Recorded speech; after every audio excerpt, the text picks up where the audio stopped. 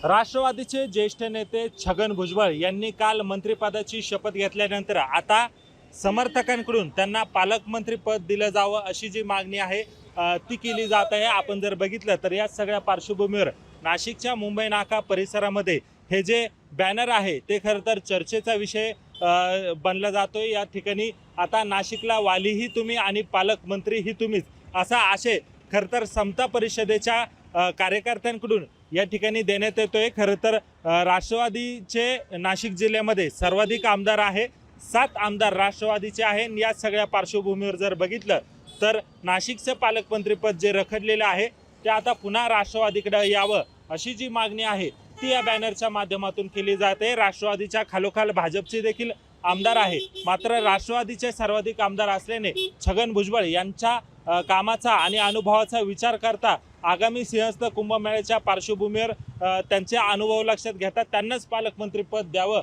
अशी जी मागणी आहे ती समर्थकांकडून यावेळी करण्यात येत आहे। आणि थेट बॅनरबाजीतून खरं तर पालकमंत्री पदाला जे आहे ती मागणी ही समर्थकांकडून केली जाते। खरं तर गिरीश महाजन यांचं पालकमंत्री पदाची नियुक्ती करण्यात आली होती, मात्र वादामुळे ती नियुक्ती देखील मागे घेण्यात आलेली आहे। आता काल छगन भुजबळ यांनी मंत्रिपदाची शपथ घेतल्यानंतर राष्ट्रवादीला हे पालकमंत्री पद मिळणार का हे पाहणं देखील तितकंच महत्त्वाचं ठरणार आहे। महेश महाले, लोकशाही मराठी, नाशिक।